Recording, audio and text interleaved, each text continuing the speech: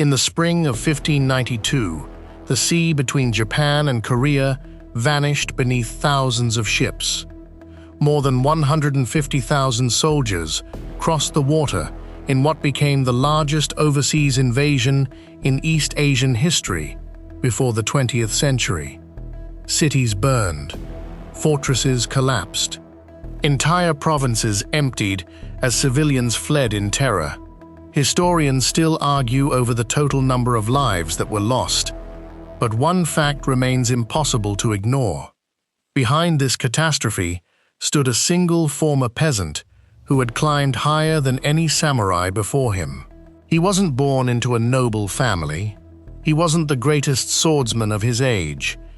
And yet, no other samurai commander may have been responsible for more death. That sounds impossible.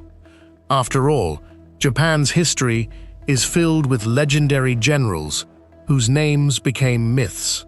But when you count not only the soldiers who died in battle, but also the civilians who starved, the towns destroyed, the sieges that lasted for months, and the invasions that dragged entire kingdoms into chaos, one name rises above all the others: Toyotomi Hideyoshi. Most people remember him as the man who completed the unification of Japan. Some admire him as a brilliant strategist. Others praise him for ending more than a century of civil war. But there's another version of Hideyoshi, a version built not on peace, but on the staggering human cost required to create it. How does an ordinary foot soldier become the deadliest samurai in Japanese history? The answer isn't hidden inside a single battle. It's hidden inside dozens of them. And the deeper you follow his rise, the darker the story becomes. Because the worst wasn't what happened after he became ruler. The worst happened while he was still climbing. The Japan Hideyoshi entered was already bleeding, long before he ever picked up a spear. For generations, the authority of the Ashikaga shoguns had slowly collapsed. Powerful regional lords no longer waited for orders from Kyoto. Every province became its own kingdom. Alliances lasted only until someone offered a better bargain. Brothers murdered brothers. Sons overthrew fathers. Castles changed hands so often that maps became outdated within months. People today call it the Sengoku Period, the age of warring states. For those forced to live through it, there was nothing poetic about the name. A poor harvest could kill a village. A passing army could erase it completely. No one expected to grow old. Children learned to distinguish the sound of arrows before they learned to read. Farmers hid food beneath their homes. Merchants paid protection money to whichever army happened to control the nearest road that week. Survival depended less on honor than on guessing who would still be alive next month. Into this world, sometime around 1537, a boy named Hideyoshi was born in the rural province of Owari. No prestigious clan claimed him. No famous ancestor opened doors for him. Most accounts suggest his father served as a low-ranking ashigaru before dying when Hideyoshi was still young. Whether every detail is true remains debated, but one reality is beyond dispute. He entered life at the very bottom. Among the samurai elite, birth determined almost everything. Hideyoshi possessed almost nothing. Contemporary descriptions rarely flatter him. He was said to be short, unusually thin, with a face some mocked as resembling a monkey. He lacked the imposing appearance expected of great warriors. In another era, those flaws might have condemned him to obscurity forever. Instead, they forced him to develop something far more dangerous. He learned to observe. He listened more than he spoke. He watched powerful men carefully, studying what made them feared, respected, or betrayed. Because in Sengoku Japan, courage alone rarely kept anyone alive. Understanding people did. At first, Hideyoshi wandered from one opportunity to another, serving minor lords before eventually entering the household of a rising daimyo whose ambition seemed almost limitless. His name was Oda Nobunaga. Few could have predicted how completely this meeting would reshape Japanese history. Nobunaga recognized ability wherever he found it. Birth mattered less to him than results. Hideyoshi delivered results again and again. He organized supplies. He negotiated with local communities. He repaired roads faster than expected. He solved problems others ignored.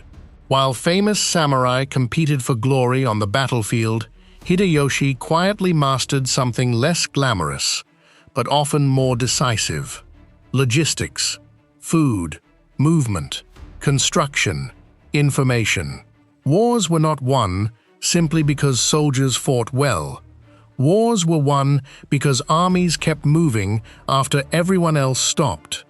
It didn't take long before Nobunaga noticed. Promotions followed, then greater responsibilities, then command itself. Many samurai resented the newcomer. How could a man without noble blood stand beside warriors whose families had fought for centuries? Jealousy spread through the ranks. But success has a habit of silencing critics, at least temporarily, because every assignment Hideyoshi received seemed impossible until he completed it. One story became legendary. During a campaign against the Saito clan, Nobunaga needed a fortress built almost overnight near enemy territory. According to later chronicles, Hideyoshi's men assembled what appeared to be a fully functioning castle within days, using prefabricated materials secretly prepared in advance. Whether every detail survived accurately or not, the psychological impact certainly did. The enemy believed something supernatural had occurred. Morale collapsed before the fighting even began. Hideyoshi understood something many commanders never fully grasped. Winning inside the enemy's mind could be more valuable than winning on the battlefield. That lesson would define everything that followed. Then came 1582. Everything changed in a single morning. Oda Nobunaga, the man who had dominated central Japan through relentless campaigns, was trapped inside Honnoji Temple by one of his own generals, Akechi Mitsuhide. Betrayal, fire, death. Within hours, the most powerful warlord in Japan was gone. For many commanders, this would have been the end. Instead, it became Hideyoshi's greatest opportunity. He immediately negotiated a temporary peace with the Mori clan, abandoning a campaign that had consumed enormous resources.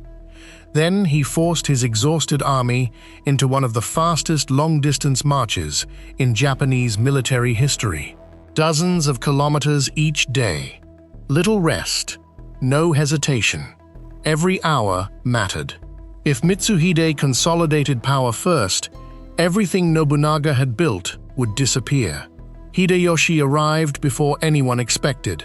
Just 13 days after Nobunaga's death, the two armies collided at the Battle of Yamazaki. It wasn't the largest battle of the Sengoku era, but it may have been the most important. Mitsuhide's troops collapsed. His brief seizure of power ended almost as quickly as it had begun. Within days, he was dead. Hideyoshi had avenged his master, or so it appeared, because beneath the surface, something else had happened. By eliminating Mitsuhide faster than anyone else could react, Hideyoshi had quietly removed his greatest immediate rival. The man who had once carried sandals for Nobunaga was suddenly standing at the center of Japanese politics. Many believed he was only protecting his late lord's legacy. Few realized he was already building his own. The struggle for power was far from over. Some of Nobunaga's most powerful generals refused to accept Hideyoshi's growing authority. They believed leadership belonged to warriors born into noble blood, not an ambitious commoner whose greatest weapon seemed to be patience. The coming years would prove them catastrophically wrong, because Hideyoshi wasn't simply inheriting Nobunaga's army. He was transforming it into something Japan had never seen before. And when that transformation reached its peak, the number of dead would become almost impossible to comprehend. Hideyoshi understood something that many brilliant generals never did. Winning a war wasn't enough. If your enemy survived with hope, the war would simply begin again. So he set out to destroy hope itself. By the mid-1580s, Japan was no longer fighting hundreds of scattered conflicts. One by one, rival clans were being absorbed, defeated, or forced into submission. Every campaign looked different on the surface, but they all followed the same relentless pattern. Hideyoshi moved overwhelming numbers of troops with astonishing speed. He cut supply lines instead of charging recklessly. He isolated castles, negotiated with defectors, rewarded surrender, and crushed resistance only when absolutely necessary, or when he believed an example needed to be made. The result was devastating. Entire regions surrendered without fighting because everyone had heard what happened to those who resisted too long. Fear had become a weapon, and Hideyoshi knew exactly how to use it. One campaign after another expanded his influence until only a handful of powerful rivals remained. The greatest of them all was the Hojo clan, whose network of castles had dominated eastern Japan for generations. Their stronghold, Odawara Castle, was considered nearly impossible to conquer. Previous commanders would have attempted repeated assaults, sacrificing thousands of soldiers against thick walls. Hideyoshi chose something completely different. He surrounded the fortress with an army estimated at well over 150,000 men, sealing every route in or out. Instead of rushing into battle, he waited. Weeks became months. Food disappeared. Morale crumbled. Outside the walls, Hideyoshi built roads, supply depots, temporary towns, even theaters for entertainment. His soldiers remained well supplied, while those trapped inside slowly realized nobody was coming to save them. It was psychological warfare on an enormous scale. When Odawara finally surrendered in 1590, Japan's last major independent rival had fallen. The centuries-old dream of political unification was finally within reach. Most rulers would have stopped there. Hideyoshi didn't. That decision changed the course of East Asian history. Peace created a new problem. Hundreds of thousands of experienced soldiers suddenly had no enemy left to fight.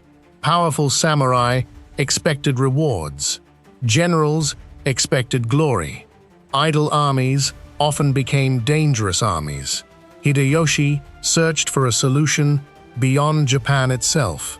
His ambition grew larger than the islands he had just united. He announced an extraordinary objective. Japan would invade Korea. Officially, Korea was only the first step. Hideyoshi envisioned crossing the peninsula, marching through China, defeating the Ming Empire, and establishing a new Asian order under Japanese dominance. To many advisors, the plan sounded impossible. Few dared say so openly.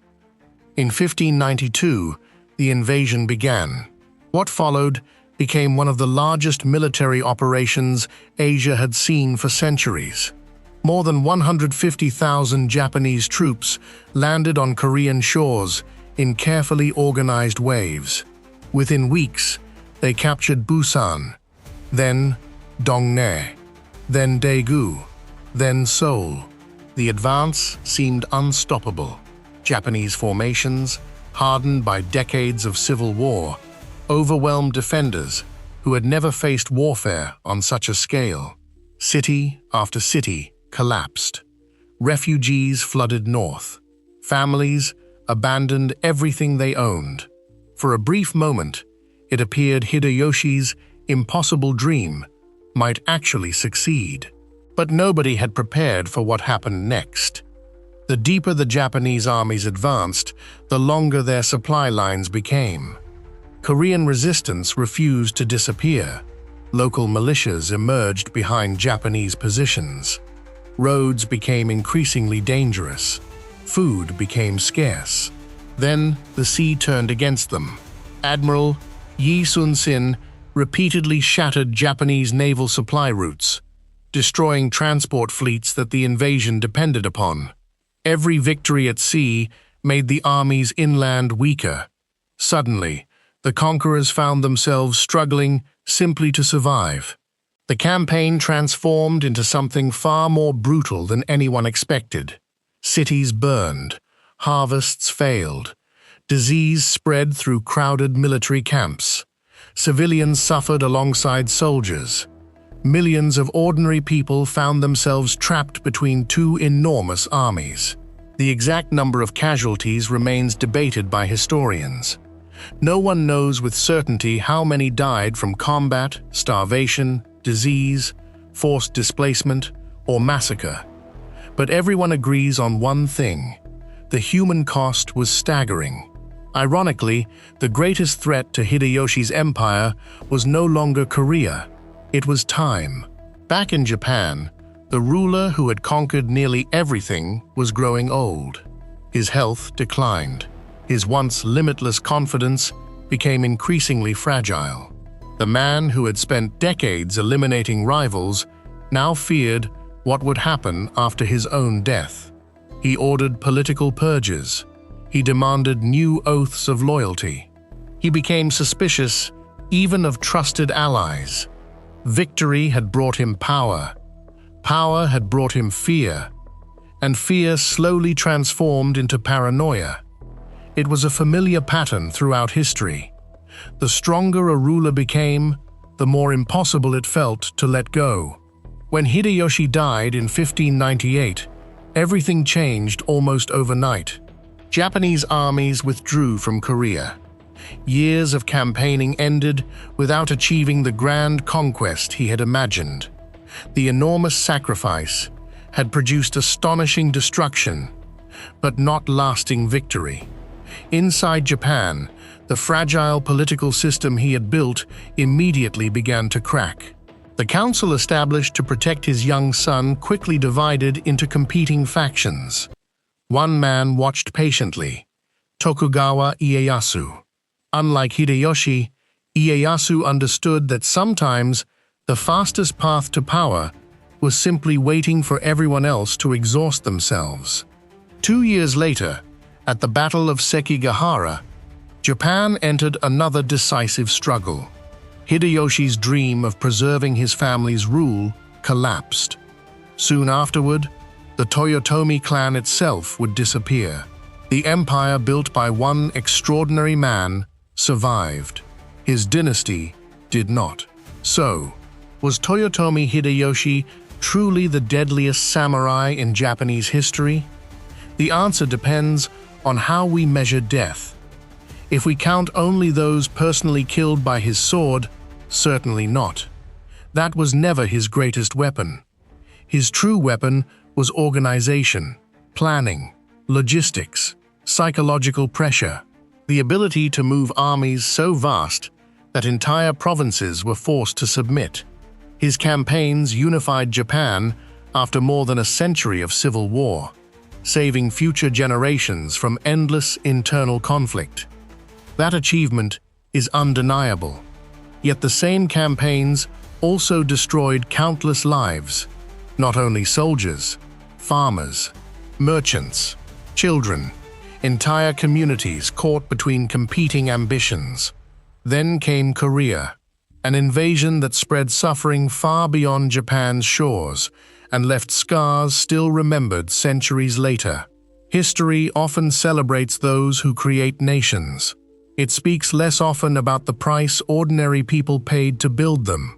Perhaps that is why Hideyoshi remains such a fascinating figure.